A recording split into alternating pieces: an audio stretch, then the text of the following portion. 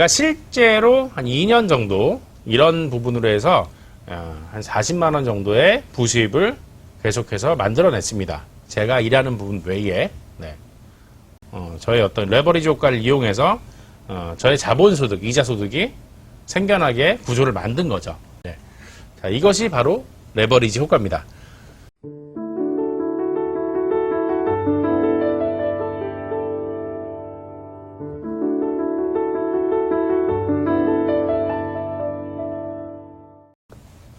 안녕하십니까. 열정의 화신 윤기홍입니다. 네, 반갑습니다. 자, 오늘은 레버리지 효과 한번 설명을 드려볼까 합니다. 레버리지 효과란 무엇이냐? 일단 사전적인 정의로는 레버리지 효과란 타인 자본을 지렛대로 삼아 자기 자본 이익률을 높이는 것으로 지렛대 효과라고도 한다. 자, 이렇게 사전적인 정의가 되어 있습니다. 타인 자본을 지렛대로 삼아서 자기 자본의 이익률을 높인다. 저는 이렇게 말씀드릴 수 있겠네요. 그러면 내 돈 들이지 않고 남의 돈을 가지고 내 자본 이익률을 높이는 것. 즉, 남의 돈을 가지고 내가 돈 버는 것. 이렇게 정의를 드릴 수 있을 것 같습니다. 자, 쉽게 한번 예를 들어볼게요. 과일 가게가 두 군데 있었습니다. 과일 가게가 A란 가게와 B란 가게가 있었습니다. 자, A란 가게에서 저한테 이런 제안을 먼저 하는 거죠. 지금 수박이 많이 나와서 난 수박이 많이 남아 있으니 너 하나를 네가 가져가라. 너 줄게. 대신에 다음에 돌려줄 때 수박과 사과 3개를 같이 줘. 자, 이렇게 얘기를 하는 겁니다. 예, 그러시죠. 그리고 수박을 가져왔습니다. 근데 B라는 가게에서 또 다른 제안을 합니다. 저에게. 지금 수박이 다 팔려서 수박이 없어. 그러니까 너 혹시 수박이 있으면 나한테 하나만 빌려주라.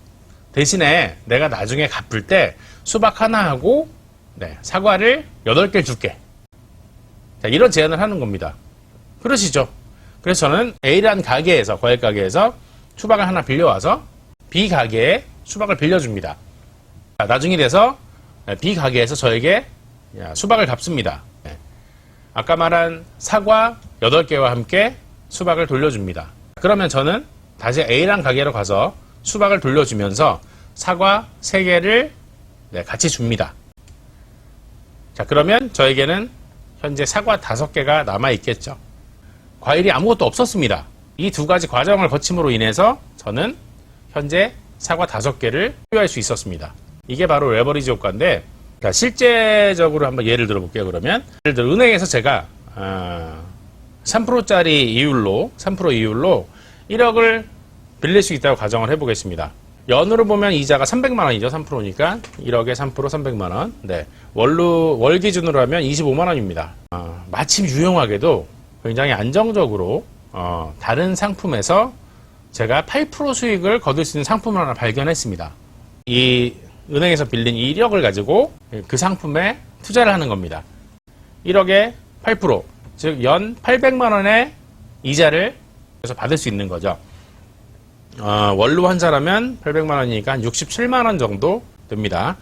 저는 은행에서 1억이라는 돈을 빌려와서 300만 원의 이자를 내면 되고, 제가 가입한 상품에서는 800만 원이라는 이자가 나옵니다. 300만 원을 돌려주면 500만 원이 남겠죠. 1억이라는 돈은 제 돈이 아닙니다. 은행에서 대출을 받아서 다시 다른 상품에 가입을 한 거죠. 이자를 주고 저에게 남은 돈은 연 500만 원이란 이자가 생긴 겁니다. 제 돈은 지금 한 푼도 들이지 않았죠. 단순히 은행에서 돈을 빌려와서 다시 다른 상품에 가입을 해서 높은 이율을 받고 은행에 다시 돈을 갚으면 500만 원이란 어떤 자본소득이 생겨난 부분이죠. 월로 환산해 보면 42만 원 정도. 내 자본 하나 없이 42만 원을 벌 수 있었습니다. 자, 무슨 말씀인지 아시겠죠? 제가 실제로 한 2년 정도 이런 부분으로 해서 한 40만 원 정도의 부수입을 계속해서 만들어냈습니다. 저의 어떤 레버리지 효과를 이용해서 저의 자본소득, 이자소득이 생겨나게 구조를 만든 거죠. 자, 이것이 바로 레버리지 효과입니다. 뭐 이렇게 말씀하실 수 있겠죠. 무슨 원리인지는 알겠는데 너무 위험하지 않을까요? 자, 이렇게 물어볼 수 있겠는데 맞습니다. 레버리지 효과를 이용하실 때 절대적으로 주의해야 하셔야 될 부분이 몇 가지 있습니다. 제가 그 부분을 말씀드려 볼게요. 왜 레버리지 효과를 양날의 검이라고 하는지 이 부분에 대한 설명도 같이 포함될 수 있겠는데요. 자, 첫째적으로 레버리지 성립 요건은 낮은 이율의 대출이 일단 가능해야 됩니다. 저는 은행에서 저리로 3%짜리를 받을 수 있었기 때문에 낮은 이율의 대출이 가능했던 거죠. 저리가 아니고 고리로 가게 되면 점점 제가 가입할 수 있는 상품의 이자 수익률의 차이가 좀 줄어들게 되겠죠. 저리로 받으면 받을수록 좋은 겁니다. 차이가 많이 날수록 제 자본소득이 늘어나는 거니까 레버리지 효과로 인해서 이 차이가 크지 않다면 사실 효과가 굉장히 미비해지겠죠. 레버리지 효과 자체의 의미가 상당히 희석될 겁니다. 때문에 첫째적인 조건은 내가 낮은 이율로 대출을 받을 수 있는 환경이어야 한다. 자, 두 번째는 아까도 말씀드렸지만 대출의 이율보다 높은 수익률이어야겠죠. 예를 들어 여기서 제가 3%를 받았는데 여기서 3%를 준다. 이러면 할 이유가 없겠죠. 네.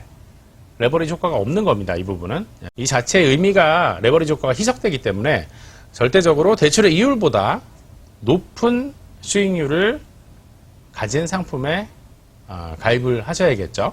네. 자, 그리고 세 번째 가장 중요한 부분이 될 것 같아요. 이 높은 수익을 내는 부분이 절대적인 안정성이 기반이 되어 있어야 합니다. 자, 이 부분이죠. 아까 말씀드렸던 레버리지 효과는 양날의 검이 될 수도 있다. 내 자본을 빌려온 건데 예를 들어 높은 수익률을 내는 부분에서 안정성이 기반이 안 돼 있다면 여기서 저에게 끼칠 수 있는 손해는 굉장히 커지겠죠. 내 자본을 썼을 때보다 훨씬 더 커질 겁니다. 그래서 레버리지 효과는 양날의 검이라고 얘기들을 하는 겁니다. 이 부분은 절대라고 제가 말씀드릴게요. 높은 수익을 내는 곳이 안정성이 기반이 되어 있으나 첫째도 안정성, 둘째도 안정성 이 조건이 성립되지 않으면 절대로 레버리지 효과를 하시면 안 됩니다. 아무리 좋은 수익을 낼 수 있는 곳이라고 하더라도 안정성이 기반이 되어 있지 않다면 나에게 아주 큰 손실을 입힐 수 있는 부분입니다. 네.